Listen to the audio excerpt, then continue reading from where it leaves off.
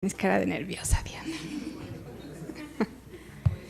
Pues buenos días, estamos el día de hoy para la defensa de esta idónea comunicación de resultados de 4 de nuestros alumnos. Como ustedes saben, cada uno de ellos tiene que hacer una presentación, así que empezaremos con Diana Dolores Morón González. Ella va a tener 20 minutos para presentar. La idónea comunicación de resultados de este grupo se llama Experiencia Virtual Inmersiva, una propuesta transmedia para acercar a los niños a los libros. En el caso de Diana, yo voy a ser la presidenta. Como vocal tenemos a la doctora Leticia Amalia Neira Tobar y como secretario al doctor Jacobo Israel Bañuelos Capistrán. Entonces, Diana, tienes 20 minutos. Después tengo entendido que los otros alumnos tendrán un poquito menos de tiempo.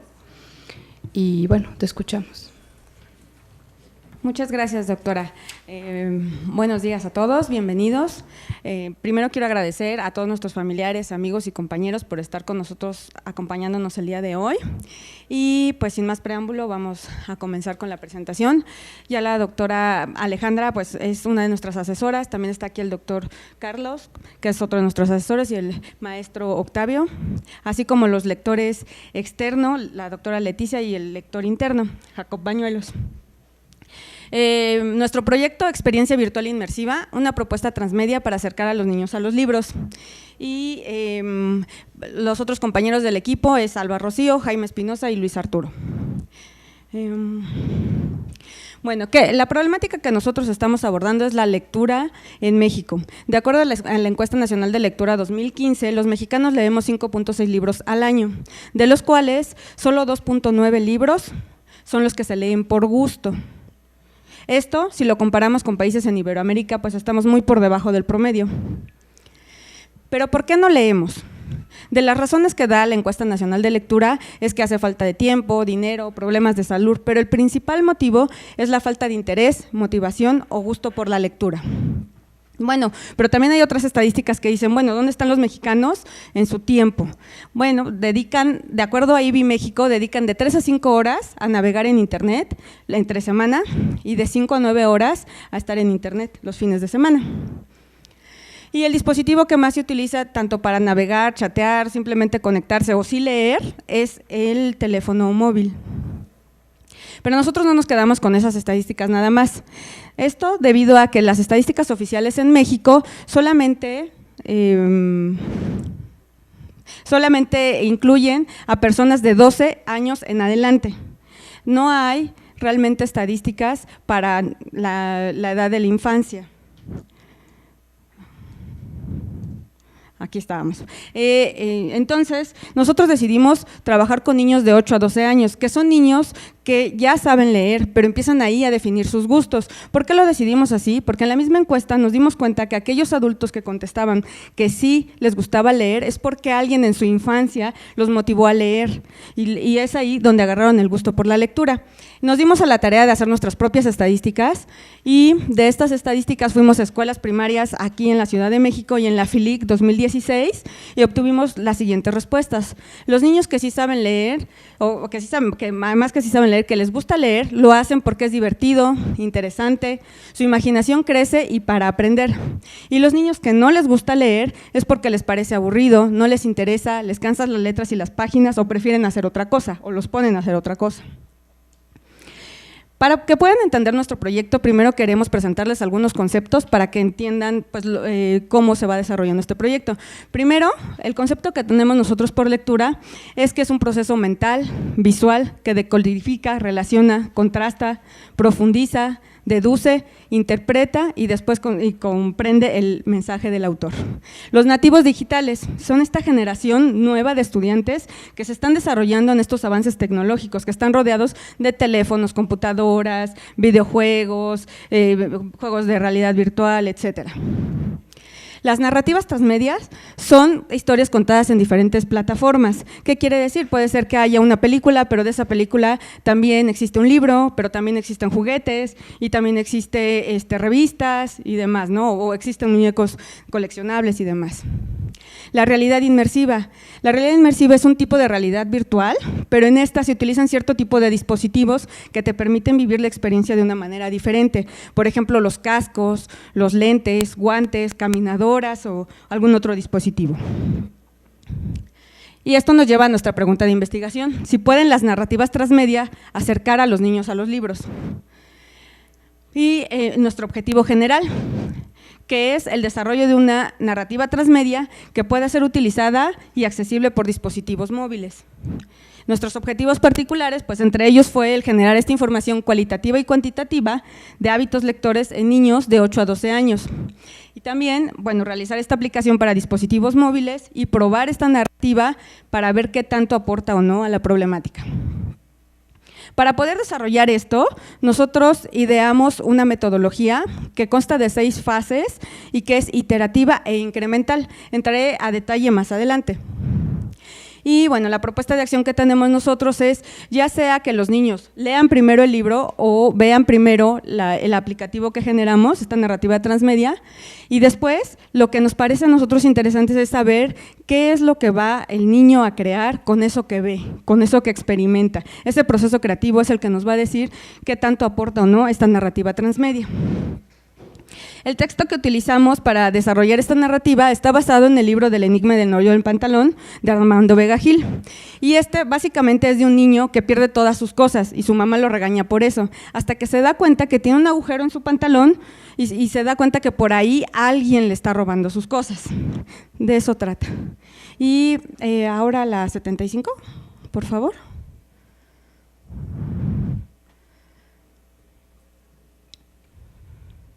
Bueno, les comento brevemente que para poder obtener los derechos de autor de los gráficos de este libro, tuvimos que hacer una alianza con la editorial SM, que gracias a ello pues no tuvimos problemas de poder utilizar estos gráficos, no tuvimos problemas de derecho de autor, firmamos pues una carta de que iba a ser utilizado solo para fines académicos y fue así que logramos tener estos gráficos. Yo les voy a presentar ahora cómo veo yo, cómo vi yo todo el desarrollo de las etapas desde mi punto de vista. Primero, la metodología. Como ya les dije, fue algo que creamos nosotros, fue un diálogo que tuvimos entre las diferentes ciencias que tiene este trabajo, porque este trabajo fue interdisciplinar entre las ciencias de comunicación, diseño y sistemas. Y llegamos a un acuerdo, nos dimos cuenta que cada uno traía un background laboral y académico diferente. Y entonces, pero también nos dimos cuenta que cada uno en su misma ciencia tenía ciertas metodologías que seguía y que cumplían cierto objetivo. Entonces lo que hicimos fue ponerle nombre a ciertas etapas que cumplían el mismo objetivo y así fue como lo desarrollamos. En este caso, la etapa de análisis, lo que tuvo como objetivo fue detectar ese problema que queríamos atacar, detectar esos usuarios meta y buscar el estado de arte de lo que se ha hecho sobre esa problemática. La fase de arquitectura de solución, en esta fase lo que hicimos fue probar nuestros conocimientos para ver la factibilidad de que pudiéramos realizar la propuesta de acción que teníamos. Aquí es donde se tomaron todos los requerimientos tecnológicos y se probó que se podía usar la tecnología que queríamos. Y en el proceso de producción y desarrollo, aquí fue donde realizamos nuestro prototipo. El proceso de liberación básicamente fue el distribuir este prototipo para que pudiera ser probado por los usuarios meta y por los investigadores que estuvieron al tanto del proyecto. La evaluación fue hecha con una escuela primaria y pues básicamente fue poner a prueba este prototipo que creamos. Y por último, la documentación fue el análisis de estos resultados que tuvimos en la prueba que realizamos.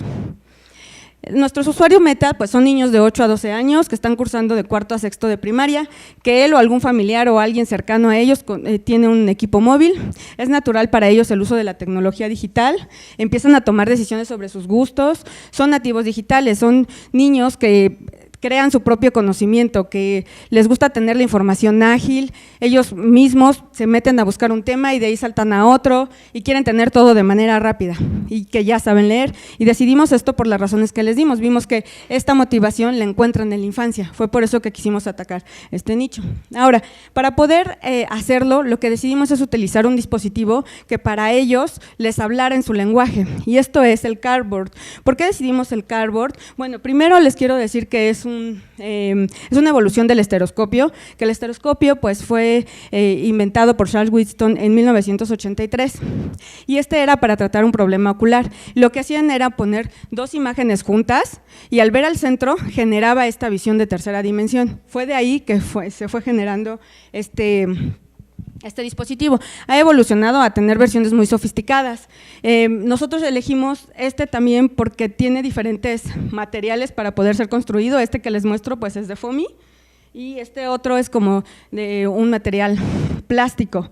Con es con el que probamos y lo decidimos así porque además de ser fácil de utilizar, también es muy fácil de construir. Las instrucciones las encuentras en internet y se pueden realizar pues desde materiales como cartón. Para poder hacer la narrativa transmedia, lo primero que hicimos, ya para pasar a digitalizar, fue sentarnos y pensar en qué historia íbamos a contar. Sabíamos que tenía que ser una historia alterna al libro, no queríamos contar la historia del libro, de hecho no contamos la historia del libro. Entonces surgieron muchas ideas, lo primero que hicimos fue ponerlo en lápiz y papel, íbamos contando cuadro por cuadro cómo veíamos que iba a aparecer cada detalle en la pantalla. Hubo historias en las que, por ejemplo, lo que se hace es que el niño del libro invita al usuario a que lo ayude a buscar cosas. En esta otra, el niño que está de nuestro lado, por así decir, antes de entrar al hoyo del pantalón, se da cuenta de ese agujero y por medio del agujero conoce al otro niño. Y ya que lo conoce se hace amigo y constantemente pasan de un lado a otro para poder jugar juntos.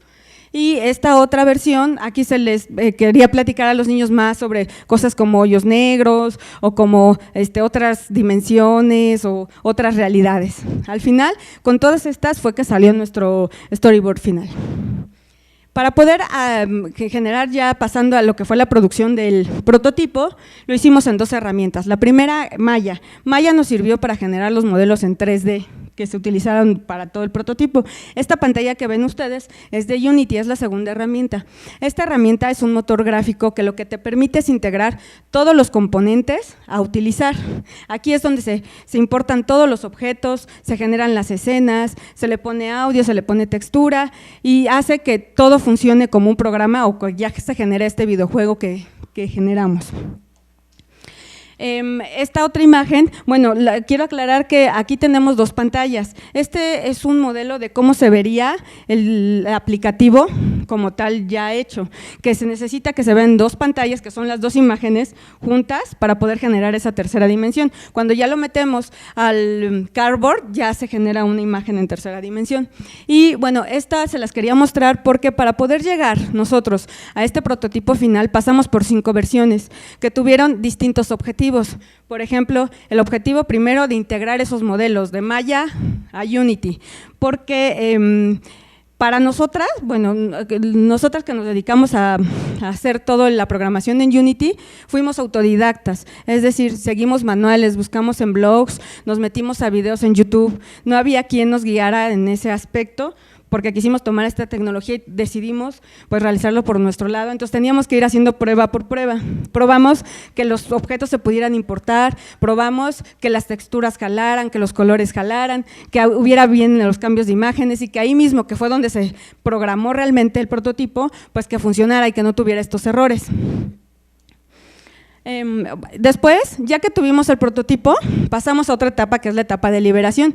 Quise poner esta pantalla porque justo en esta parte vienen los distintos sistemas operativos en los que Unity permite que se generen estos prototipos. Pueden ser desde Android, Apple e inclusive para Linux y también para distintos dispositivos, como puede ser los teléfonos para Android, Apple, el Apple TV, las consolas de videojuegos, pantallas y demás. O sea, es tan flexible Unity que permite hacer muchas cosas y lo único que tienes que hacer es configurarle ciertas características que te pide. En nuestro caso el prototipo para Android corre a partir de la versión que se conoce como Lollipop en adelante y para Apple corre a partir de la versión 7.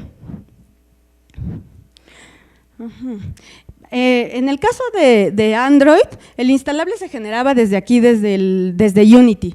Entonces tú lo generabas y ya se podía instalar en los teléfonos. Pero en el caso de Apple no. En el caso de Apple, primero se generaba un programa que pasaba a Xcode, que Xcode es una plataforma que utiliza Apple para generar sus instalables. Para poder utilizar esto, primero tenemos que ser programadores certificados de Apple, entonces tampoco es tan accesible.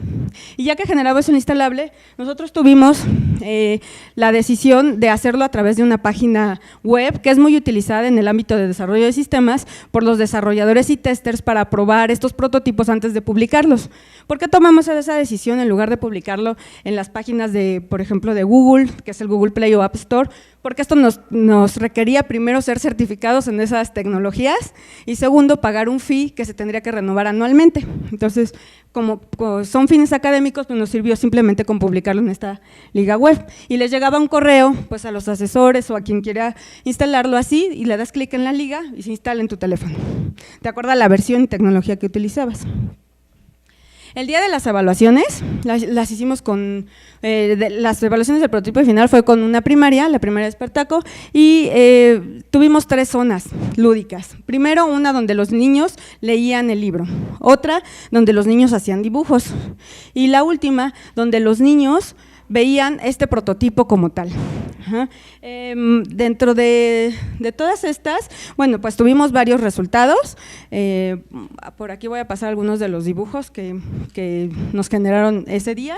Básicamente tuvimos 2 resultados. Aquellos que pasaban primero a ver el prototipo, veíamos que el tema lo relacionaban súper bien, inclusive generaban otras historias relacionadas al tema. Por ejemplo, del lado derecho que tenemos el dibujo de Damián, él lo veía que a través del agujero el agujero, él lo que encontró es que del otro lado, este era él, pero también existía su otro malo, ¿no? Entonces lo veía así como que pues de aquel lado era malo. Pero también encontramos dibujos como el de Rodrigo, donde el personaje principal es un pantalón, así estilo oeste, y un niño a pasar ahí.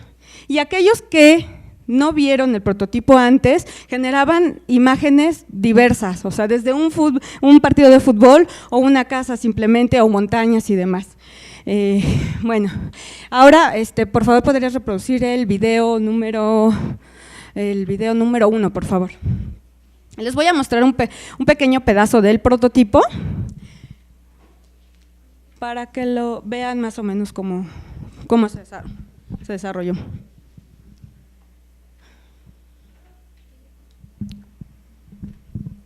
Bueno, en lo que carga, lo que les quiero comentar también, bueno, aquí es un poquito, ¿no? Grabé solo un pequeño pedazo por cuestiones de tiempo y adelante.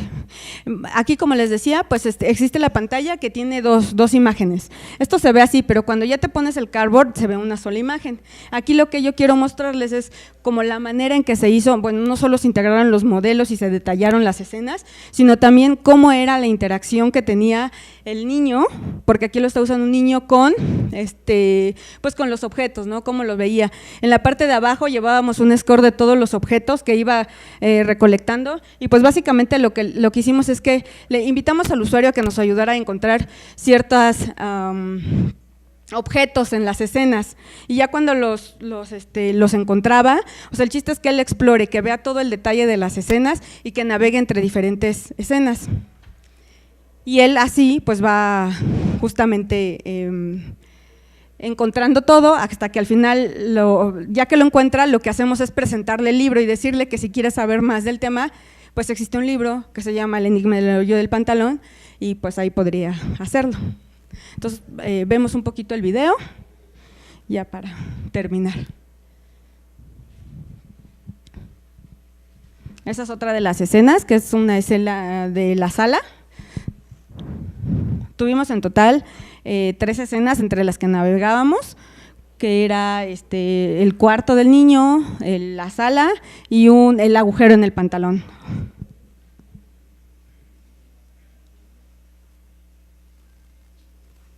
Y bueno, pues voy a dejar corriendo el prototipo un ratito.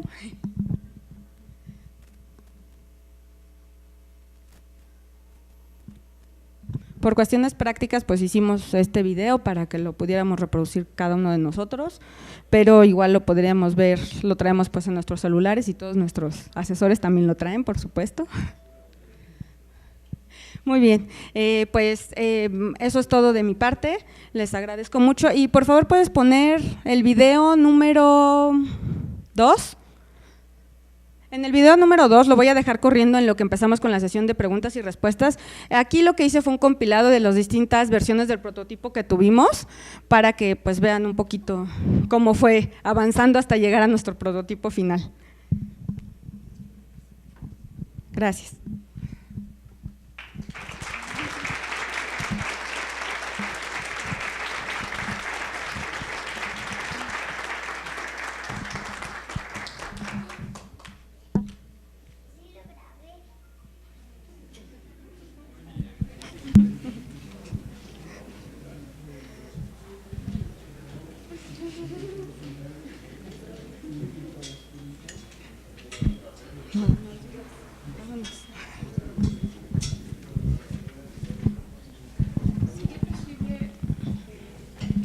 ¿Sí? ¿Sería posible que todos presentaran y hiciéramos una ronda de preguntas hasta el final?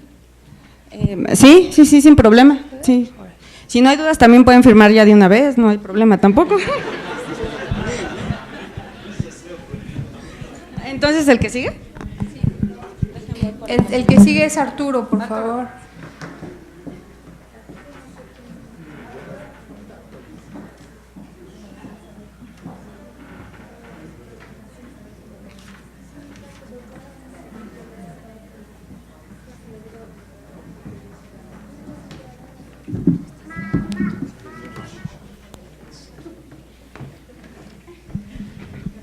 Hola, buenos días. Bueno, vamos a pasar entonces al segundo examen. Recordamos que la modalidad acá es hacerlos individuales.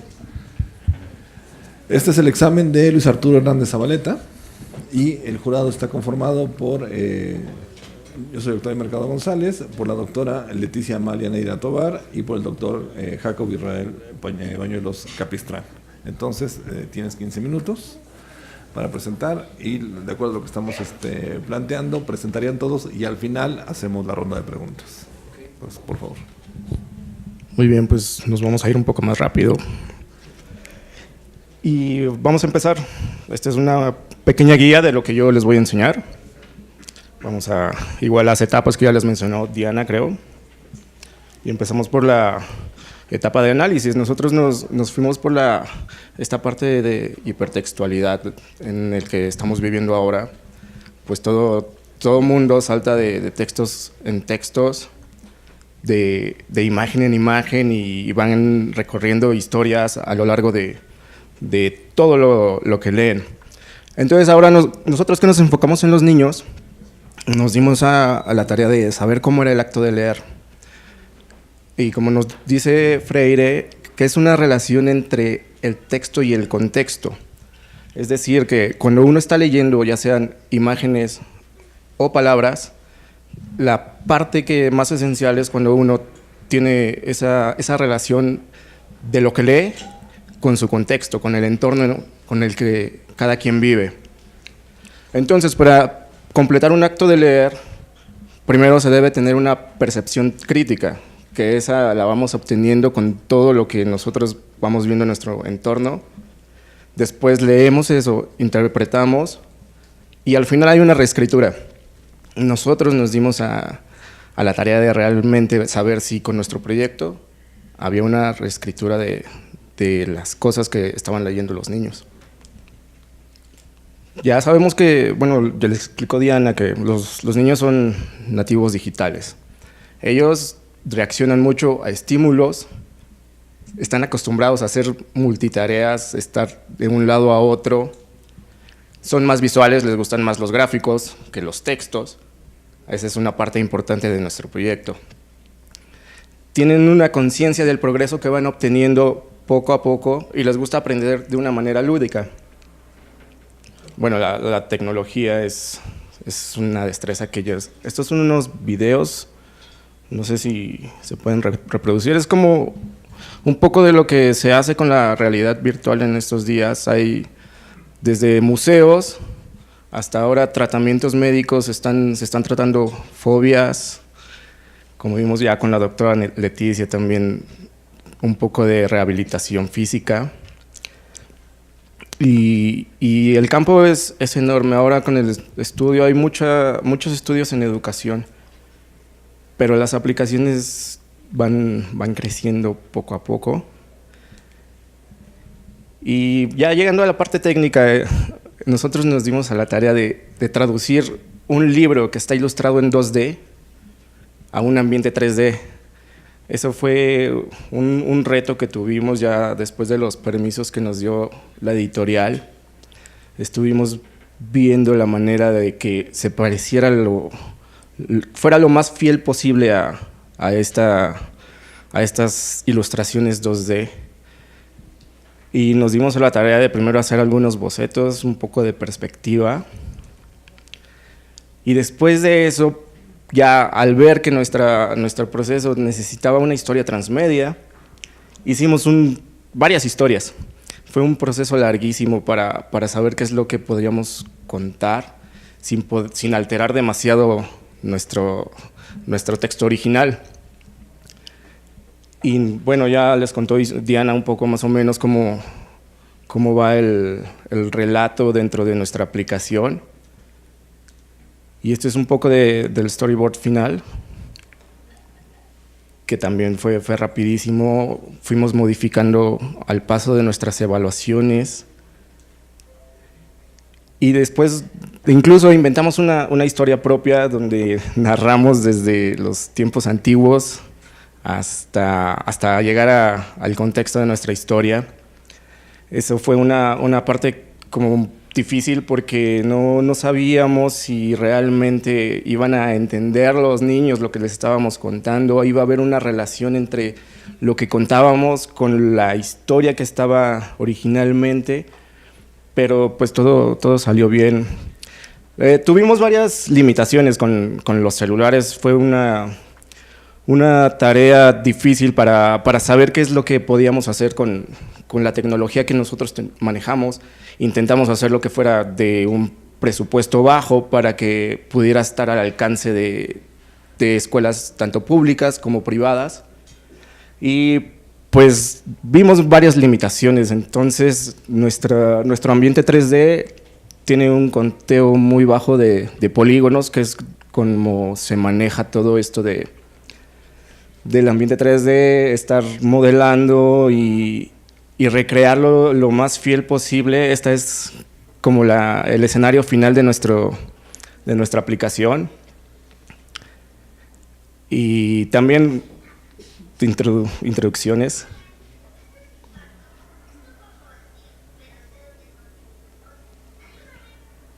Cada vez que hacíamos esto, las imágenes, nuestro archivo iba volviéndose más pesado y más pesado, llegó a pesar casi 1 giga, y entonces estuvimos buscando la manera de reducir todo eso. Esta secuencia primero estaba pensada para ser animada en tiempo real, que fuera un render completo, pero al final tuvimos que sustituirlo por una secuencia de imágenes y ponerle el audio y que fuera lo más estático posible, así pesó mucho menos. Tuvimos que hacer ilustraciones 2D también para nuestra introducción. Es una historia desde los celtas, empezamos a contar nuestra historia hasta llegar a nuestro personaje principal. Igual con los permisos de la editorial nos dimos como mucha libertad y se nos hizo más fácil. Esta escena es totalmente inventada por nuestra cabeza, pero les gustó a los niños. En nuestras evaluaciones fue una parte muy, muy, muy importante para ellos. Descubrimos cómo les llamaba la atención los colores, el brillo de la imagen. Creo que ahí se pasaban la mayoría del tiempo estando en esta escena, en que incluso nosotros solo la pensamos como transición. Y después de eso, ya al momento de tener como nuestro primer acercamiento con los niños, las evaluaciones que tuvimos con aplicaciones ya existentes, tuvimos que ver que nuestro diseño de información, nuestras instrucciones no eran muy claras al principio.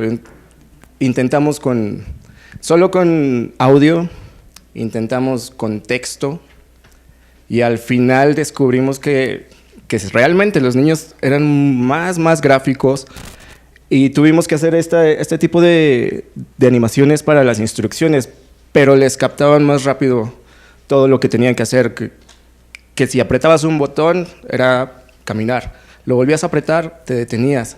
Cuando aparecía el triángulo y le apretabas, pasaba algo. Eso fue como un descubrimiento que tuvimos, fuimos evaluación tras evaluación, y estos niños se dieron cuenta de que podían hacerlo más fácil. Nosotros nos dimos cuenta de que era más fácil si lo hacías con un lenguaje gráfico. Estas son unas fotografías de nuestra evaluación en una escuela pública. Y fue muy fructífero esto. Nos dimos cuenta cómo esta aplicación estimuló la parte creativa de los niños. No solo se acercaron al libro, no solo tuvieron esa curiosidad por saber qué es lo que pasaba, sino que también volvieron a una hoja en blanco y ellos mismos inventaban sus historias. La mayoría lo hizo en dibujos, pero también muchos nos platicaban, nos contaban otra historia, la escribían, y muchos también no se quedaban solo con una. ¿Sabes qué? Préstame otra hoja, quiero hacerlo una y otra vez. Ahí nos dimos cuenta que sí, o sea, a pesar de que los niños dicen, no me gusta leer, con algún estímulo pueden acercarse más fácil al libro y también pueden empezar a crear sus propias historias. Después tuvimos nuestra última evaluación en la feria infantil del libro, y bueno, personalmente no fue tanto con los niños. Yo estuve platicando con los padres, que ellos son como una parte intermediaria entre esta selección de textos para leer que ellos aceptan para sus niños. Les estuve platicando de qué iba el proyecto, y pues a ellos les pareció fascinante. Están de acuerdo en que los celulares, los móviles, las tablets son una distracción para todos, pero de alguna forma se puede llegar a crear un vínculo entre lo tradicional y las nuevas tecnologías. Realmente este trabajo interdisciplinario nos sirvió mucho. Descubrimos cómo estaba conformada realmente un equipo de trabajo. Tuvimos muchos conflictos, pero al final salió un proyecto súper fructífero para nosotros. Tuvimos acercamiento con los niños, las evaluaciones fueron muy buenas para nosotros, y nos dimos cuenta de que la tecnología realmente puede llegar a elevar los índices de lectura en México, que igual como se mostraron hace 2 años, en 2015 eran 2.9, pero hasta ahora se ha elevado un 0.4% ese rango. Y creo que aparte de leer, esa propuesta de acción que tuvimos es un estímulo para la creatividad. Nos dimos cuenta que los niños solo necesitan un pequeño empujoncito para poder estar desarrollando más y más cosas aún. Y eso es todo. Muchas gracias.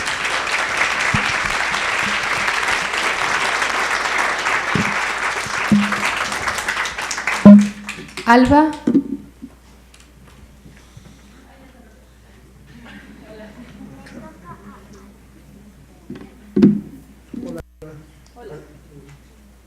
Alba, vamos a comenzar con el examen de Alba Rocío Núñez Reyes. Vamos a continuar, como siempre, nuestro vocal va a ser la doctora Leticia Amalia Neira Tobar, el secretario doctor Jacob Israel Bañuelos Capistrán, y un servidor, el presidente doctor Carlos Juan Rivero Moreno. Entonces tienes 15 minutos para presentarnos y después continuará tu último compañero para al final hacer una ronda de preguntas. Gracias. Muchas gracias. Hola a todos y bienvenidos. Hola, bienvenidos, y creo que ya todos tuvieron el contexto de lo que es este proyecto. Seguramente ya están un poco más cerca de lo que específicamente estamos buscando, que es el fomento a la lectura. Mi nombre es Alba Núñez, entonces vamos a empezar. Bueno, como parte del proyecto, me gustaría presentarles un poco de cómo estará integrado lo que les voy a comentar el día de hoy. Les voy a hablar sobre cómo leemos, la realidad virtual y los niños, interfaz e interacción, y un poco de Unity para que sepan de qué estamos hablando también, el proceso de producción, la etapa de evaluación, documentación de resultados y conclusiones. Bueno, primero empezamos con el cómo leemos. Nosotros tenemos experiencias del mundo a través de las sensaciones. Las sensaciones van directamente relacionadas con las cualidades y atributos del mundo físico. Y la percepción es el resultado de estas sensaciones, es decir, qué percibimos del mundo y somos conscientes de lo que sucede. Ahora, la comprensión de un texto implica que la percepción del texto tenemos que tener el contexto, no solamente saber qué estamos viendo, sino tener un contexto personal y tener un contexto del entorno. Y es como somos capaces de leer. Claro, podemos hablar de lectura como alfabetización, es decir, leer. Sin embargo, entender un texto no es eso. Interpretarlo y empaparse de él es otra cosa. Entonces, para eso necesitamos una percepción crítica. Para desarrollar una percepción crítica, necesitamos, lo que les estoy comentando, empezar a conocer el mundo. Desde que somos niños, nosotros empezamos a interactuar con el mundo de diferentes maneras. Es decir, que nos acercamos, experimentamos, tocamos, olemos, escuchamos, oímos, vemos, y a partir de eso empezamos a formarnos un criterio. Posteriormente lo interpretamos. Es decir, todo esto que estamos percibiendo tiene una interpretación. Es muy personal, depende de cada uno de nosotros y de nuestro contexto, para posteriormente reescribirlo. Esto es algo muy importante, porque es a fin de cuentas algo que obtuvimos en esta investigación, que fue darnos cuenta de cómo los niños reescribían sus propias historias. Les hablo un poco de realidad virtual y los niños. Sobre varios textos que consultamos, nos dimos cuenta que los niños, todos lo sabemos, los nativos digitales, que son los niños con los que estamos tratando, ya tuvieron una pequeña introducción a eso. Son niños que ya viven en una era en la que la información les llega de todos lados, son activamente productivos en todas las tecnologías, saben usarlas, y ustedes se quedan sorprendidos porque ustedes no saben usar un teléfono a veces, y ellos saben usarlo perfectamente. Y ni siquiera se los han prestado y ya saben pasar las imágenes y tomar fotografías. Estos niños son niños que saben que pueden aprender por ellos mismos. Entran a internet, entran a YouTube, pueden reproducir videos y aprenden lo que les pueden enseñar a ustedes a jugar cualquier cosa o a usar aplicaciones que ustedes ni sabían que tenían en su celular. Sin embargo, estos niños también tienen otras relaciones con el mundo. Por ejemplo, actualmente las caricaturas, seguramente se han dado cuenta, generan personajes. Estos personajes tienden a estar en todos lados, en televisión, en revistas, en cómics, en figuras de acción, en películas, y los niños se sienten identificados con ellos, los hacen sus amigos. Esta relación se llama una relación parasocial, es decir, que los niños empiezan a aprender de ellos, a interactuar con ellos, y es así como los medios de comunicación pueden explotarlos y pueden producir material que pueda ser educativo. En muchas ocasiones no se logra que sea material educativo, pero el ideal podría ser ese. Tenemos, la realidad virtual, creo que ya lo comentó Diana, es una experiencia multisensorial que involucra en mayor grado algunos dispositivos de otro nivel, es decir, cascos, guantes, lentes, computadoras, incluso sillas. No sé si saben, hay un videojuego nuevo de Nintendo en el que es con, ¿cómo se llama? Este jueguito del kart, es Mario Kart, creo. Entonces te suben a un pequeño auto de carreras, te ponen los lentes de realidad virtual y tú sientes que estás en ese mundo. Tú sientes que estás manejando realmente, te mueves y es una experiencia increíble. Ahora les voy a platicar un poquito de la interfaz y de la interacción. Nosotros trabajamos con un motor que se llama Unity Y la interfaz de Unity es muy amigable, te permite integrar muchos objetos. Esta interfaz es la que el usuario va a utilizar, cualquiera podría acercarse a ella y empezar a tener contacto y empezar a desarrollar sus videojuegos. Para esto tenemos muchas opciones para aprender y creo que la mayoría sabemos que es una interfaz. La interfaz es con lo que el usuario está en contacto para manipular un objeto. Puede ser un celular, puede ser una computadora, puede ser incluso un iPad o una pantalla en el metro. Son interfaces con las que nosotros estamos en contacto todos los días. En Unity tenemos varias partes. Tenemos, bueno, no les voy a hablar a detalle de Unity porque creo que no es algo que les interese, pero vamos a continuar. Un poco del proceso de producción es un pequeño videíto donde podemos ver que los objetos pueden ser integrados a Unity. Claro, deben ser arrastrados, deben ser creados previamente. Mi compañero Arturo creo que ya les platicó que trabajamos con Maya. En Maya, Arturo creó los objetos en 3D a partir del libro. Es decir, nos basamos en el libro para generar estos objetos, los reinterpretamos y los llevamos a una historia que es una narrativa transmedia. No es la historia del libro, es una historia paralela que creamos nosotros. Y posteriormente lo integramos en esta plataforma. Usamos scripts para hacer la interacción con el usuario y para decidir qué era lo que queríamos que sucediera. El proceso de producción. Mucho de este proceso de producción incluye aprender de Internet. ¿Por qué? Porque es un tema nuevo. Actualmente, claro, hay profesionales que se dedican a esto, pero ustedes podrían aprender si gustan.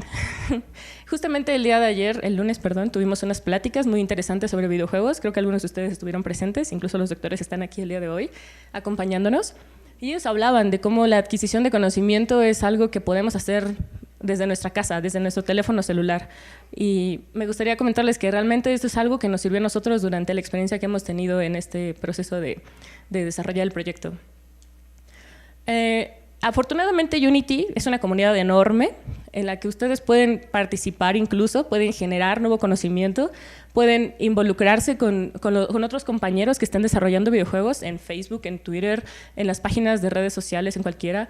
En el mismo Unity tiene un manual extenso, ustedes se acercan y pueden encontrar millones de cosas. Pueden aprender a programar ahí si quieren.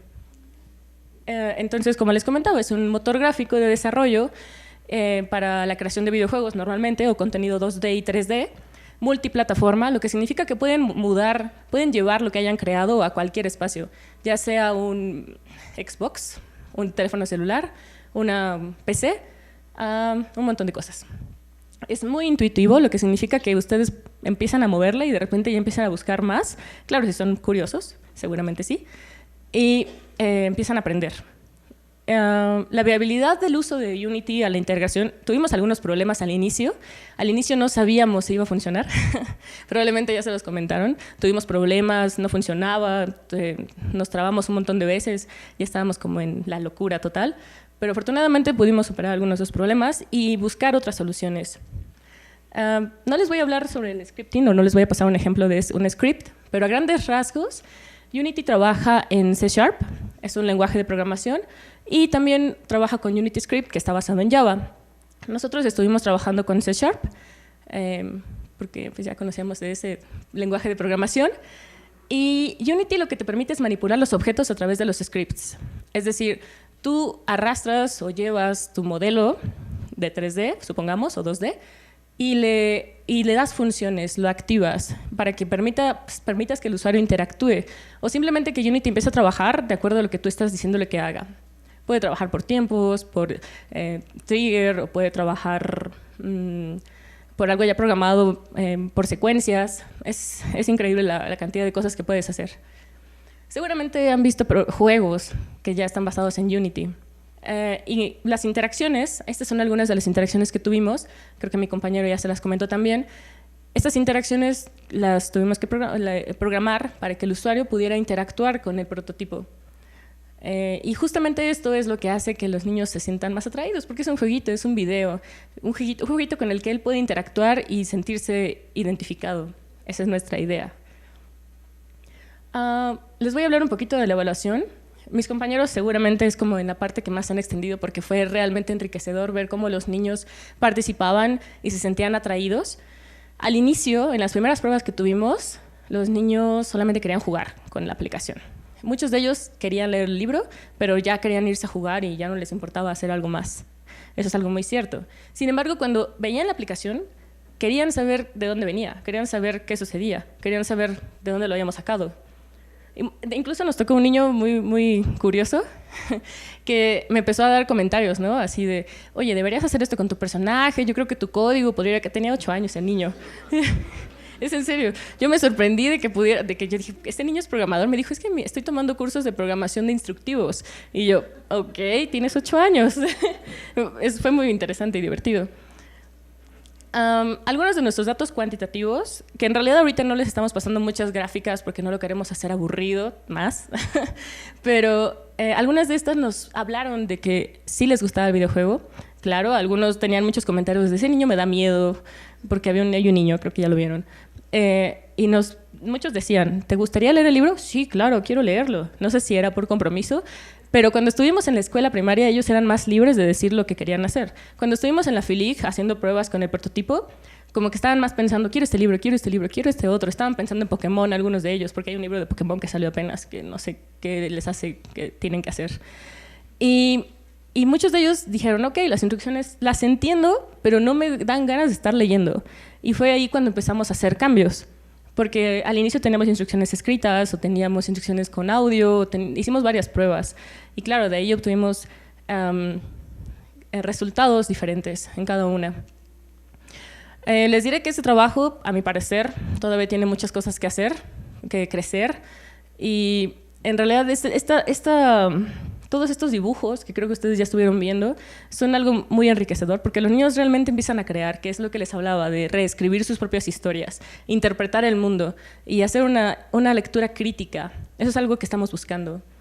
Porque podríamos hacer solamente decirles, lean, pero de eso no se trata. La alfabetización la hacen en las escuelas con libros de texto. Y pues como un poco de conclusiones, porque ya se acaba el tiempo de esto, les puedo decir que para mí fue un trabajo satisfactorio. Nos queda la idea de que el transmedia es una herramienta que puede ser utilizada posteriormente para el fomento de la lectura o para el fomento educativo en las aulas. De hecho, nos contactamos con una escuela privada que ya tenían el uso de productos de realidad virtual e inmersiva en sus salones. Y los niños ya sabían qué era.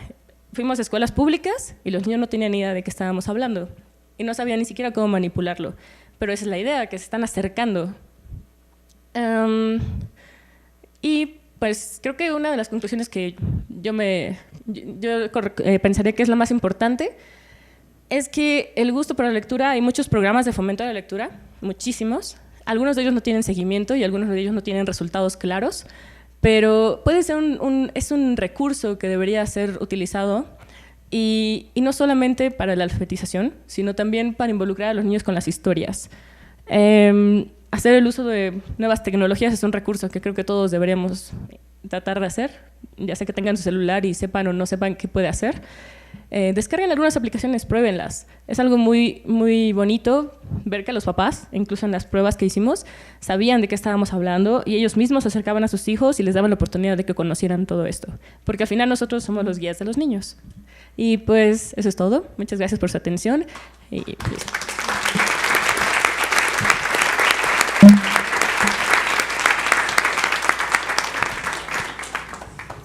El último alumno, que sería Jaime, por favor.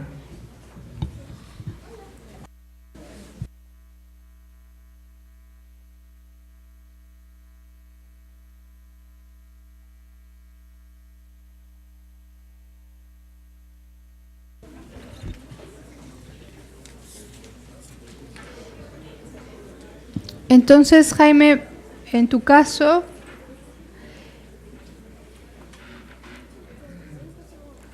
el secretario es el doctor Jacobo Israel Bañuelos Capistrán. La vocal es la doctora Leticia Amalia Neira Tobar. Y yo estoy como presidenta. Sí, sí.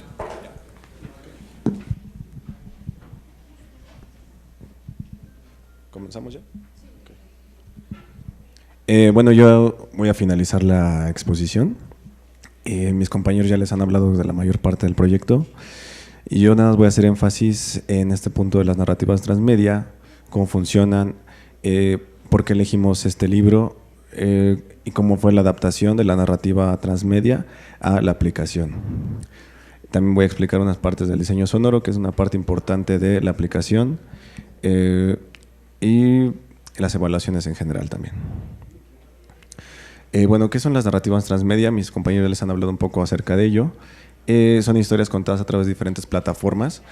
Estas plataformas han ido cambiando a lo largo del tiempo. Henry Jenkins en el año de 2005 nos hablaba de una convergencia de medios donde estábamos entrando en una convergencia de medios donde iban a empezar a modificarse las historias, iban a ser visualizadas de diferente manera y en diferentes dispositivos. Ok, mucho ruido, perdón. Me distraen. Bueno, a partir de esto nosotros utilizamos esta definición o esta parte de narrativa transmedia para aplicarla a nuestro proyecto directamente. De igual modo teníamos que ver la parte, digamos, un poco comercial, por así decirlo, ya que Jeff Gómez, CEO de Starlight Runner, es una productora que ha llevado distintos proyectos como Piratas del Caribe, Tron, Avatar, Halo, y ellos tienen como una visión un poco más clara acerca de las narrativas transmedia. Y señalan una serie de puntos, bueno, Jeff Gómez, y nosotros tomamos estos, bueno, para mí son los más importantes, donde los contenidos deben ser multiplataforma, no se deben de repetir entre sí y los usuarios deben de participar en la creación de contenidos. Nosotros nos enfocamos principalmente en estos últimos dos, de que en los complementos los contenidos se deben de repetir y los usuarios deben de participar directamente. Nuestro texto base, ya se los explicaron mis compañeros un poco, es El enigma del hoyo en el pantalón, de la editorial SM, de Armando Vega Gil y el ilustrador Diego Álvarez. Y contaba con esas características que fueron las que tomamos desde un principio para desarrollar la aplicación, que debe ser un libro ilustrado a color, relato corto, el libro de 8 a 12 años, y es un texto de fácil comprensión también. Para realizar esta cuestión de la adaptación intertextual, es decir, cómo adaptamos la narrativa del libro ya hecho a la aplicación, lo primero que tuvimos que hacer es revisar algunos autores también que se basan un poco más en el cine y en estas adaptaciones de los libros a la pantalla. Y en este caso, Román Gubern nos dice que la escenificación bidimensional o tridimensional transmuta la idea en concreción sensorial. Es decir, primero lo que él nos menciona es que debe haber como una etapa de un discurso verbal a un discurso icónico para posteriormente una puesta en escena. El discurso verbal es el texto en sí y el discurso icónico, digamos que son ya las ilustraciones. En este caso, pues ya estaba hecho porque el libro es un libro ilustrado y del lado derecho podemos ver la ilustración original y del lado izquierdo podemos ver la adaptación tridimensional que realizó Arturo y donde él conservó principalmente los rasgos de Emiliano. Dentro de esta adaptación intertextual, como les mencionaba, tomamos en cuenta de que los contenidos se complementan entre sí y no se repiten. Por lo tanto, nos hicimos una lluvia de preguntas. ¿Qué se puede aumentar? ¿Qué puede entrar? ¿Dónde puede entrar en la historia una historia alterna? ¿Puede ser el personaje principal del usuario? ¿Qué papel juega el usuario? Y el usuario puede ser un personaje alterno. Todas estas preguntas fueron necesarias para poder darnos cuenta si estábamos yendo por el camino correcto e ir descartando algunas partes que pues no funcionarán, porque en un principio pensábamos repetir la historia tal cual y solo para transcribirla, digamos, a la aplicación, y esa no era la opción correcta. Dentro de esto utilizamos, Peter Thorpe nos dice que debe haber una conservación, un cambio, una exclusión y una adición. Nosotros principalmente generamos una conservación y una adición a la narrativa transmedia porque tomamos elementos del texto y los pasamos a la aplicación directamente. Aumentamos cosas como la sala que no está completamente en el libro, solo hay una parte, y inventamos toda la otra parte de la historia. Igual haciéndonos este tipo de preguntas. Estas preguntas nosotros no las hicimos, no viene, digamos, como en ninguna metodología o algo, sino nosotros a partir de esto fuimos generando respuestas que nos fueron llevando por el camino adecuado para la narrativa transmedia. ¿Hasta qué punto podíamos intervenir en la historia? No cambiar la historia, sino agregar, manteniendo sobre la misma línea narrativa. ¿Y cómo será la interacción con el usuario, con el personaje principal? También fue una duda muy importante, porque nosotros no sabíamos exactamente cómo iba a operar el usuario, en este caso los niños, cómo iban a interactuar con el mundo. Pero ya vieron un poquito de lo que le explicó Diana y lo que les explicó Alba, que era esta recolección de objetos, y así de esa manera completar como la trama completa del libro, de la aplicación. Aquí podemos ver, por ejemplo, ya vieron yo creo que un poco la sala, no sé si lo han visto en el video. Nos dice Cristian Nor que la traducción es un texto que trata de otro texto con ciertas, o bien de ciertas características. En este caso, pues estamos poniendo aquí la sala, que la sala en todo el libro es lo único que se ve de la sala, y tuvimos que recrear gran parte de la sala y agregar algunas cosas básicas como la tele, algunos cuadros, planta, una mesa, para que tuviera esta ambientación más concreta. Este también es un punto importante, que cualquier texto de la cultura contemporánea se rige tanto por el parámetro discursivo como por el mediático, es decir, cada texto o cada narrativa transmedia al moverse a través de distintos dispositivos o distintas plataformas tiene su propio lenguaje, y por eso nosotros también teníamos que tener en cuenta cómo iba a ser el lenguaje que íbamos a presentar en la aplicación. Tenía que ser meramente de videojuego o tenía que ser más apegado al texto, si necesitaban leer, y por lo tanto también hicimos estas preguntas de crear escenarios, cuántos escenarios iban a hacer, cómo iban a interactuar y cómo iba a ser la guía del recorrido. A través de esto generamos, ya se los habrán presentado mis compañeros también, los sistemas sígnicos, que eran parte fundamental para las instrucciones, porque aunque a nosotros quizás se nos hace un poco ya conocido y lo repetimos muchas veces, pero al momento de las pruebas y las evaluaciones había niños que jamás en su vida se habían puesto estos lentes de realidad virtual, y tuvimos que poner las instrucciones que aún así nos costaba trabajo que las entendieran, aunque digamos que son muy obvias, pero aún así nos costaba un poco de trabajo que las entendieran. Creo que es una parte difícil y que yo en realidad, o al menos nosotros no vimos en ninguna otra aplicación este tipo de instrucciones. Hay diversos experimentos en cuanto a las instrucciones, cómo navegar, y pues nosotros se nos ocurrió esta como una posibilidad. Ahí está. Bueno, el diseño sonoro. Se supone que se tendría que oír.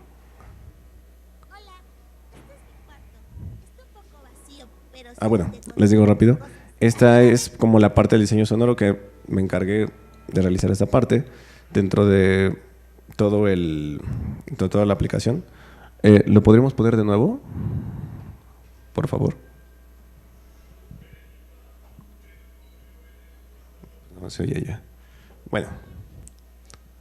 Se tuvieron que regrabar las voces en off, las voces del personaje principal, los incidentales, ambientales y secuenciales, para que tuviera una atmósfera más apropiada. Allá se oye a lo lejos, muy lejos. Bueno, aquí se los explico. Eran necesarias las voces de los personajes, del personaje principal, para dar una guía dentro de la aplicación y que tuviera una interacción más directa con el usuario. La voz en off era simplemente la del presentador, tanto del libro como al final y algunas otras partes que se nos hicieron también necesarias para orientar también la historia. Los incidentales, ambientales y secuenciales son un conjunto de sonidos para formar la atmósfera y que se tuviera un extra, por así decirlo, un extra dentro de la ambientación. ¿Y qué creen que ya no avanza?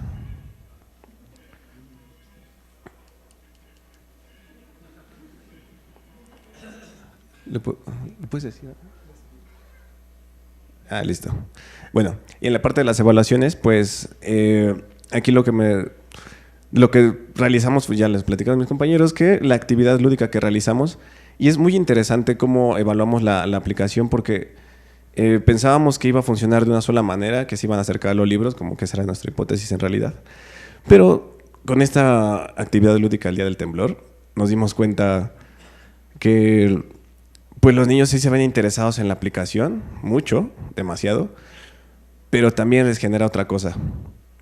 Les genera esta creatividad, les genera crear nuevas cosas, crear nuevos ambientes, nuevos entornos a partir de la visualización de la aplicación.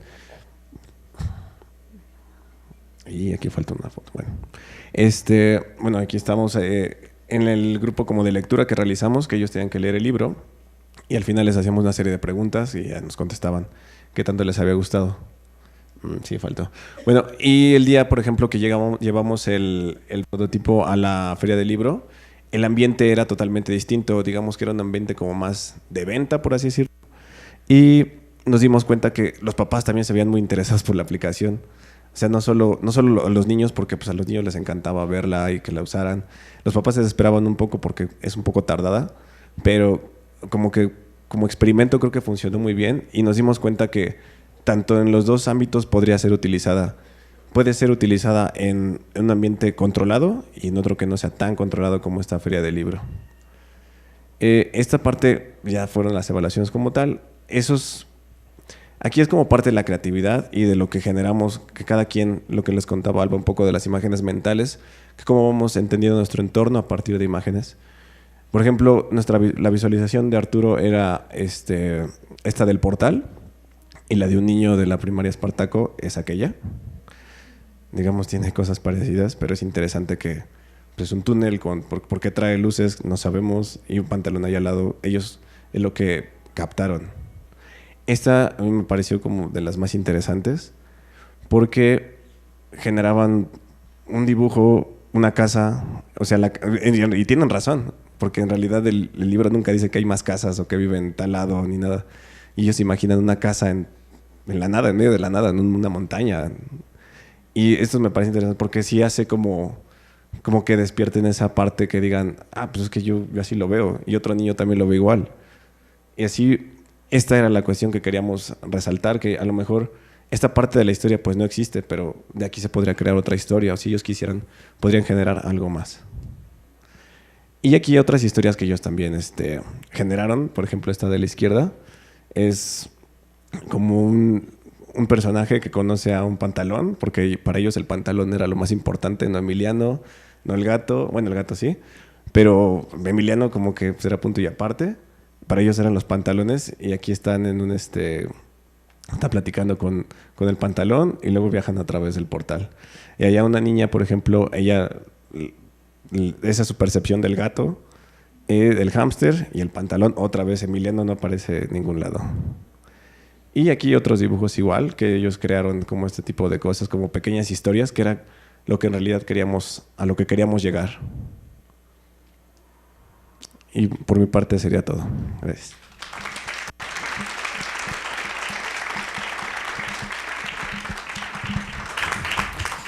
Quisiéramos invitarlos, si pueden tomar asiento, los 4. Y podemos hacer las preguntas que tengamos. Invitaría en particular a que empezaran a hacer preguntas pues nuestros 2 invitados de este momento, el doctor Jacob Bañuelos y la doctora Leticia Neira, y después nosotros podríamos como profesores que seguimos más el proceso hacer igual intervenciones.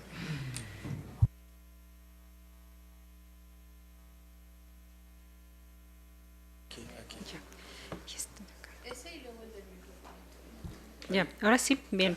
Primero que nada, pues muchísimo gusto en ver esta presentación y que me hayan participado de ella. Es un gran producto y pues felicidades por el trabajo en equipo que han realizado. Entonces, ahora sí, vamos a ver las preguntas. Tengo para cada uno una pregunta. Pues, empiezo para cada uno directo con Diana, primeramente. Dentro de lo que comentabas de los estudios que realizaron entre los niños que usaron el producto y los que no lo usaron, ¿encontraste alguna diferencia o vieron alguna manera para encontrar esa diferencia entre una vez que lo plasmaron, lo usaron y les gustó y los que no lo usaron?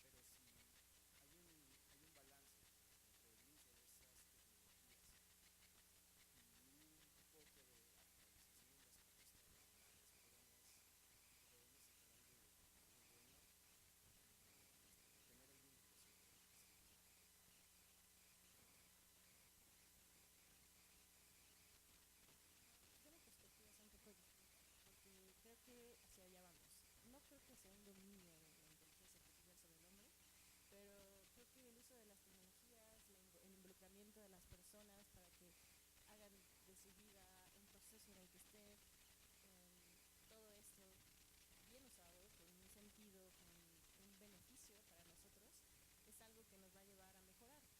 Por supuesto, todo se puede ocupar de una forma negativa, para mal uso que se hace actualmente, pero creo que el involucramiento, es decir, de tecnología y lectura o tecnología en nuestra vida diaria es algo inevitable. Es algo que deberíamos aprovechar y aprender a usar en nuestro beneficio. Entonces, si llega un momento en el que vamos por la calle todo el tiempo con los lentes puestos, interactuando entre nosotros, no significa que dejemos de ser humanos, no significa que dejemos de aprender o de mejorar. Creo que simplemente es la evolución. Y aún así, la lectura no es, como les mencionaba, solamente la lectura de un libro. La lectura es la lectura del mundo, la lectura de nuestra persona, de nuestro ser. Entonces, fomentar el gusto por esto, para que los niños sean críticos y piensen, para mí es como el ideal de cómo debería ser la lectura, no precisamente que sea un libro de textos, sino que ellos aprendan a pensar.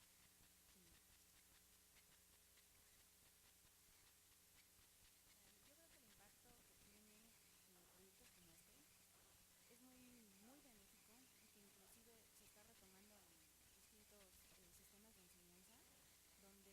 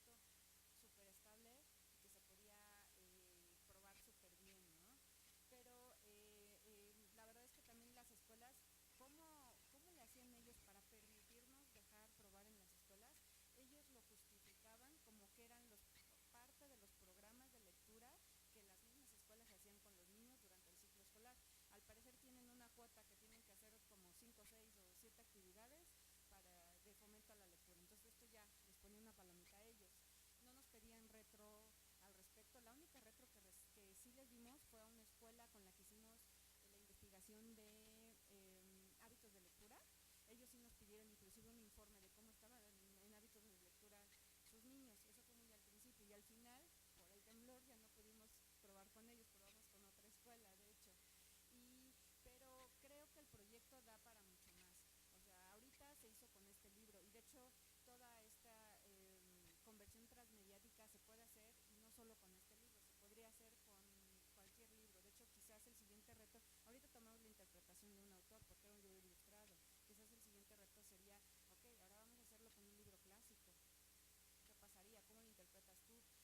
Que fue justamente lo que pasaba en el cine, ¿no? Primero tenías el libro y luego ya tienes aquí 1000 versiones de Alicia en el País de las Maravillas, de Caperucita, y cada quien le dio su interpretación. Entonces sería como parte del siguiente reto del proyecto. Quizás con la UAM el reto se quede hasta aquí,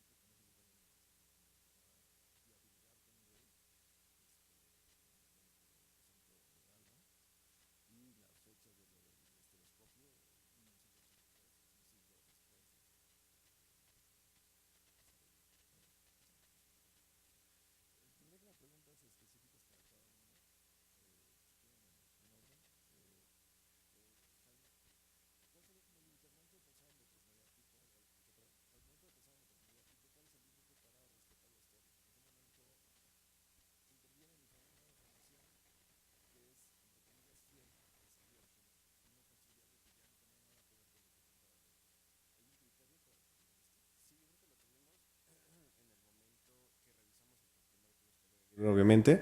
Y digamos que dentro de la línea narrativa, de principio a fin, tenemos que encontrar un punto en donde pudiera ir y venir la historia, donde pudiera entrar la aplicación, que eso fue lo que realizamos.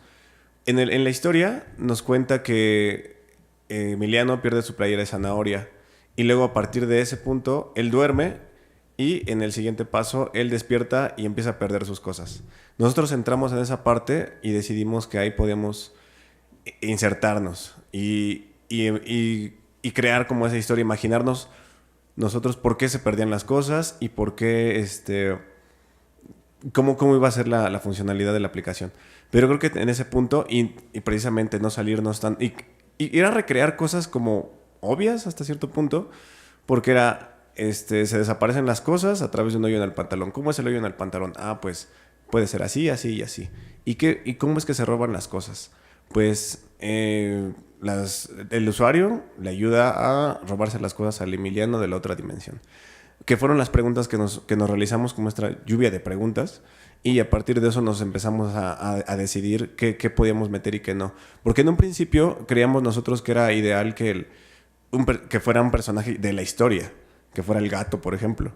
Que él viene en toda la historia original para no inventar otro personaje precisamente. Y como ven, no inventamos ningún otro personaje, dado que también la línea gráfica y la línea narrativa pues no inserta ningún otro personaje, y no nos quisimos adentrar en ese tipo de cosas para no meternos como en problemas con el autor, porque sí, o sea, sí nos habían brindado como las ilustraciones y los permisos, pero tampoco no quisimos como meternos ya en más. Y decidimos que el Emiliano falso iba a ser el personaje principal, el cual solo aparece, me parece que 2 veces durante la historia, y creo que ese fue el parámetro que seguimos, o sea, crear más escenarios que personajes, y los escenarios también ya estaban ahí hechos, porque en realidad la sala solo fue, digamos, como recrearla, y el portal, que ese sí fue mera creación de nosotros, y que curiosamente fue una parte que más les llamó la atención a los niños, esta parte como que ellos tampoco nos imaginan cómo es un portal.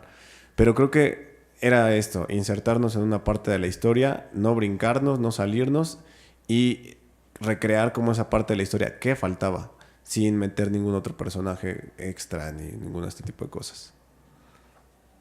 Gracias. Diana, ¿por qué realidad virtual? ¿Es una solución pertinente para el problema? Y sobre todo pensando en las acusaciones de que esto será un proyecto burgués, ¿por qué realidad virtual y no algo de baja tecnología, por ejemplo? Mira, el decidir qué propuesta hacer también fue pensar un poco en nuestros usuarios. A ver cómo es que ellos ahorita se desenvuelven. También vas a decir, bueno, igual en un teléfono, igual en otras cosas. Simplemente era porque no habíamos visto que esto se utilizara justamente para estos fines sociales. Hemos visto que la realidad virtual la utilizan, pues en la salud, ya nos lo presentaron el otro día, y bueno, hay muchísimas investigaciones sobre salud y sobre tratamientos y demás, pero también se utiliza mucho para el entretenimiento. De hecho, realmente le han dado un uso para el entretenimiento demasiado mercadológico, ¿no? Pero entonces, ¿qué soluciones hay? Buscando en el estado de arte de qué se había hecho para esta problemática, no había algo que se aplicara. De hecho, Lua Books sí lo utiliza, pero utiliza, por ejemplo, la realidad aumentada, y también tiene por ahí un libro con realidad inmersiva, pero no tiene esta interacción con la realidad inmersiva. Entonces, fue parte de este descubrimiento que hicimos en el análisis, que esto no se había aplicado, y realmente al final es un experimento. Quisimos experimentar con esto, porque además de ser atrayente, creemos que por ahí se puede meter pues este contenido. Gracias. Alba, ¿cuál sería como el resultado del proyecto en términos de lo que habían planteado como objetivos se cumplen? O bien, lo que está en juego acá es la lectura o la creatividad. ¿De qué manera hubo o no un desplazamiento en los objetivos del proyecto hacia el final, de acuerdo a lo que pudieron evaluar? Bueno, de acuerdo a lo que pudimos evaluar, confirmar que realmente existe un aumento en los índices de lectura, pues aún nos haría falta hacer otras pruebas relacionadas a que los niños se acerquen al libro. Ese era el plan, en realidad, dejar los libros en la escuela y hacer una evaluación de si realmente iban a buscarlo y lo querían leer. En el momento en que nosotros hicimos las evaluaciones, que fueran actividades lúdicas y en las cuales tenían accesible el libro, era parte de lo que estábamos planteando en esas actividades.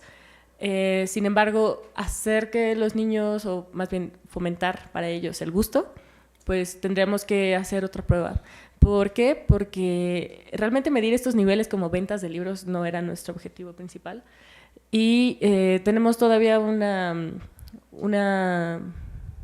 al inicio no era principalmente pensar que la imaginación fuera a ser lo que a los niños les interesaba, ¿no? Que la creatividad o que ellos empezaran a crear sus historias. No pensábamos que eso fuera a ir por ese lado. Fueron resultados que nos encontramos a la hora de las evaluaciones y que aún así nos llevan a pensar que sí, puede funcionar. Sin embargo, hacer la evaluación de que estamos fomentando a que lean más, creo que solamente estamos pensándolo ahorita y tendremos que evaluarlo con libros y con las escuelas, dejando de los libros, haciéndoselos ahí presentes. Lo que sí es que muchos niños cuando fuimos a la FELIC pues querían el libro, ¿no? Querían leerlo, querían ver dónde estaba. Eso nosotros lo consideramos como una evaluación positiva. Sin embargo, ya no está incluido dentro de la tesis porque, como mencionó Jaime, fuimos posterior a la impresión de la tesis. Y pues sería seguir probando en otros espacios. Ok, gracias. Y Arturo, en términos de metodología o de proceso de producción, ¿cuál sería la principal diferencia que encontrarías entre el proceso convencional de producción de modelos y para contenidos audiovisuales, sobre todo pensando en animación, y el proceso de producción vinculado con realidad virtual inmersiva? ¿Hay una modificación en términos de las etapas previas al proceso? Por supuesto, no solamente en términos de la programación para la interacción, sino en cómo se generan las escenas. ¿Hay otros criterios al momento de modelar, por ejemplo? Sí, hay diferencias, sobre todo en el momento de modelar. Uno que está acostumbrado para animaciones cinematográficas de sitios web, está acostumbrado a modelar con polígonos cuadrangulares. Y cada modelo tiene un conteo de polígonos y eso determina el peso de tu modelo.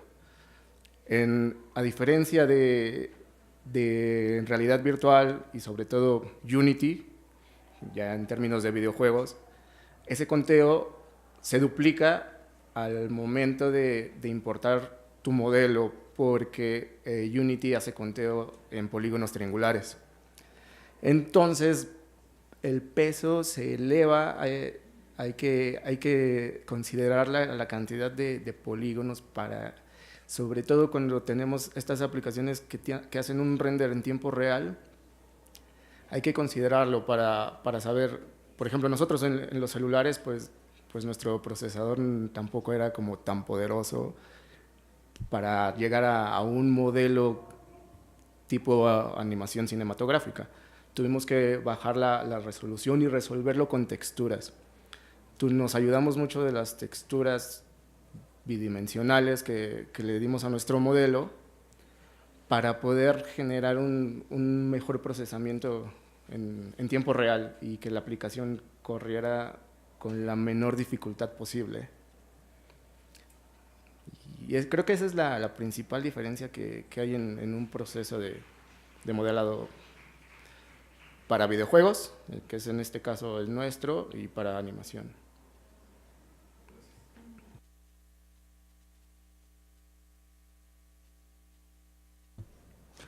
Bueno, sigo yo. Perdón, estoy un poco ronco, pero vamos a intentar expresar. Bueno, primero que nada, una gran felicitación a cada uno de ustedes. Primero que nada, bueno, a partir de esta felicitación es por esa gran integración que lograron como equipo en la convergencia de las distintas áreas, sus puntos de vista, la forma en que repartieron su trabajo, se coordinaron, en que fueron independientes y que finalmente dentro de esa independencia, desde una semilla, desde una idea que ustedes mismos plantearon, llegaron a algo que en este momento se está concretando, ¿no? De una forma que es completamente formal y bueno, es un gran aporte, voy a decirlo yo, ¿no? Tengo nada más curiosidad, ya las preguntas creo que fueron desde mi perspectiva bastante abordadas. Tengo dos curiosidades básicamente, las pueden contestar, ustedes deciden quién. La primera es, ¿qué sucedería? O bueno, más bien, si hubo alguna interacción con el ilustrador a partir de sus propios diseños que llevaron de pasar del mundo 2D al 3D, si hubo alguna interacción, si él se enteró, y qué opinan ustedes si hubiera visto el trabajo, si es que no lo vio, o cuál fue la opinión y cómo trabajarían con una persona precisamente que ya tiene delimitado este espacio gráfico. Sí, hubo contacto con el ilustrador, con el autor, quisimos hacer todo lo más legal posible, hicimos un contrato con Ediciones SM que, sabiendo que era un proyecto académico, nos dieron libertad de estar usando todas sus imágenes, todo su texto, y tuvieron que pedir permiso precisamente a los autores y a los ilustradores. Ellos estuvieron de acuerdo. Nosotros mensualmente teníamos junta con los distintos departamentos de la editorial, y les mostrábamos cómo eran nuestros avances, incluso desde la posibilidad de hacer estas ilustraciones en 3D. Todos estuvieron de acuerdo. Ya con el autor directamente y con los ilustradores no tuvimos tanto contacto, pero por medio del departamento de publicidad de SM, ellos vincularon, les mostraban lo que nosotros les enseñábamos a ellos, y sí estaban de acuerdo, les gustaba, sino también, o sea, nosotros precisamente lo hacíamos para eso, para que en el momento en que ellos no estuvieran de acuerdo nos dijeran que no procedía, y nosotros regresábamos a hacerlo de otra manera, que no tuviéramos problemas por ese lado también. Fue una parte importante para que nosotros pudiéramos avanzar. Y pues creo que tuvimos un buen resultado también con esa reinterpretación en 3D. Intentamos ser lo más fiel posible a las ilustraciones 2D, y pues resultó. Incluso también, o sea, con los niños les preguntábamos, oye, ¿viste al niño? Sí, me dio un poco de miedo, pero es igual al del libro, entonces sé que es él. Cuando ya habían leído el libro antes, pues nos decían, es que ahí estaba Emiliano, y sí me daba un poco de miedo, pero era él, o sea, era reconocible. Y fue un trabajo difícil poder interpretar esas ilustraciones en 2D, que son trazos a mano, y pasarlos a un ambiente 3D fue difícil, pero lo logramos, y de la mejor manera que se pudo con nuestros recursos.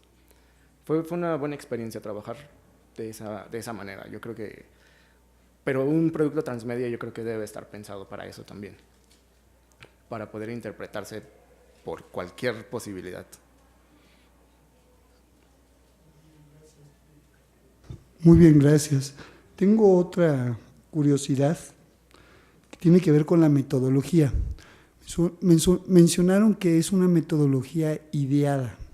Yo me quedé pensando, ¿es ideada o está inspirada en alguna metodología existente? Si es el caso, si pudieran comentar al respecto y mencionar cuáles son las áreas de convergencia de las distintas disciplinas en dicha metodología. Gracias. Sí, mira, básicamente lo que nos dimos cuenta con la metodología es que en nuestro ambiente laboral o académico, pues ya nosotros habíamos experimentado con algunas. Por ejemplo, en el caso de diseño, inclusive Arturo nos habló sobre el diseño centrado en el usuario, inclusive tuvimos clases aquí sobre eso. En el caso de sistemas, pues es toda una metodología, de hecho se parece un poquito a algunas de las etapas que tiene el desarrollo de sistemas. que se utiliza igual análisis, diseño, pero allá se llama implementación en lugar de desarrollo, y también se llama transición en lugar de liberación y demás.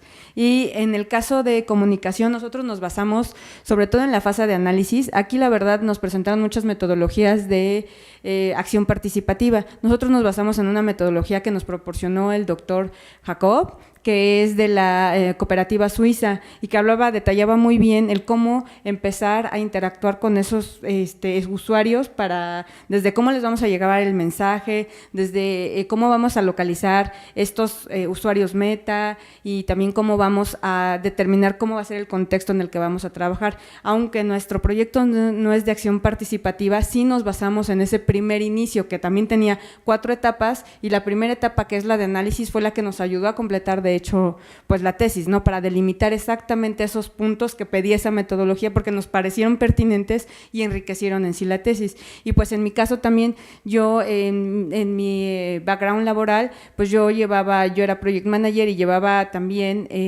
este tipo de metodologías basadas en PMI, el Project Management Institute, que también era basado en etapas, con ciertos entregables y con ciertos objetivos.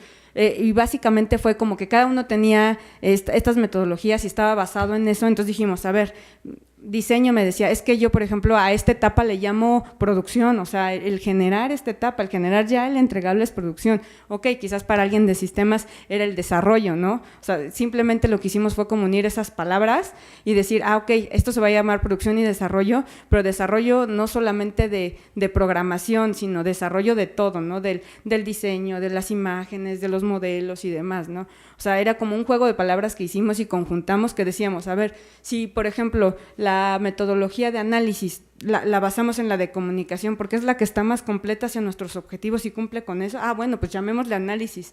Y quizás en metodologías como en desarrollo y diseño, lo que platicábamos es que quizás cuando llega con un diseñador, al diseñador le dicen, hazme estos dibujos, hazme estos modelos, pero no le dan el contexto, no le dan ni para quién va dirigido, ni en qué contexto lo van a utilizar, ni en qué, quizás le pueden decir va a ser para un iPhone o un Apple, pero no sabe si es para gente de escasos recursos o para gente que compra o cambia de teléfono cada año, ¿no? Entonces sí fue una conjunción de distintas metodologías, está basada en varias, no solo en una, ¿no? Sino más bien en la experiencia académica y laboral que tenemos.